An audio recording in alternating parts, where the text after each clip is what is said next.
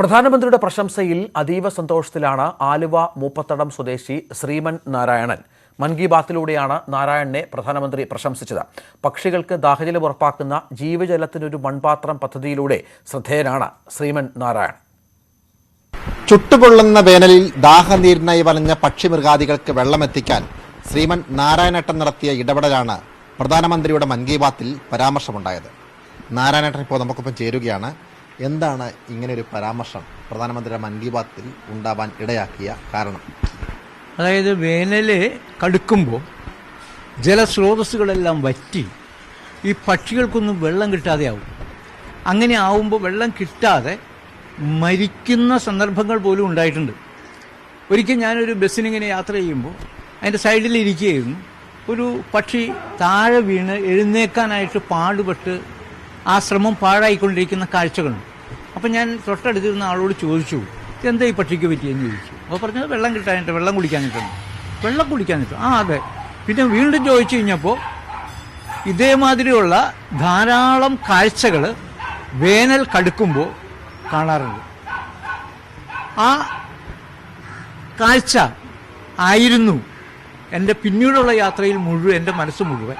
അതായത് ഈ കാഴ്ച മനസ്സിൽ വല്ലാതെ സ്ട്രൈക്ക് ചെയ്തു അല്ലേ?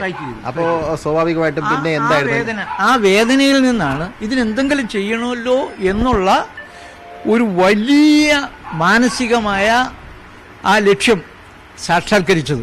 എന്താ? ജീവജലത്തിനൊരു മൺപാത്രം എന്ന പദ്ധതി ആവിഷ്കരിച്ചു.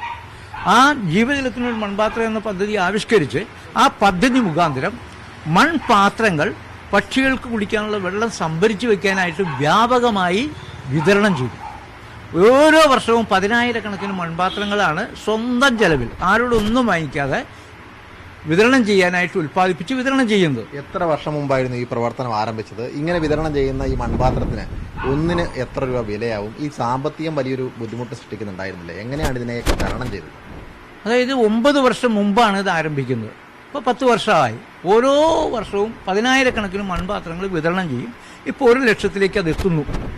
ഇതിന് ഞാൻ എൻ്റെ സ്വന്തം പ്രയത്നത്തിന് കൊണ്ടുണ്ടാക്കിയ കാശ്, എൻ്റെ സ്വന്തം പ്രയത്നത്താൽ മാത്രമാണ് ഇതിന് ഫണ്ട് കണ്ടെത്തുന്നത്.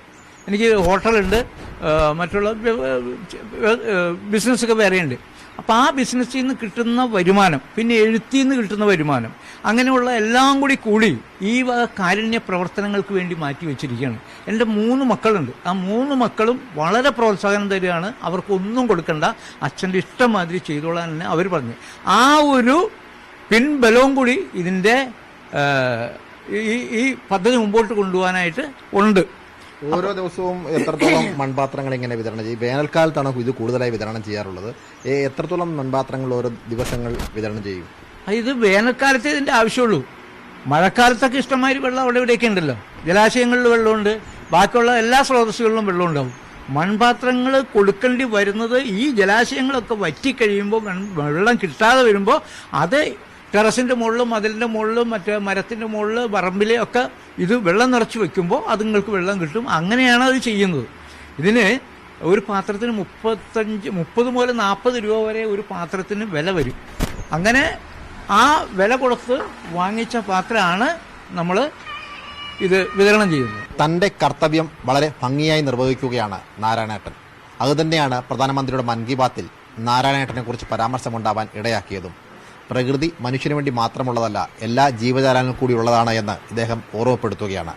ക്യാമറമാൻ KP ധനേഷിനൊപ്പം സനോജ് സുരേന്ദ്രൻ, ന്യൂസ് 18 കൊച്ചി.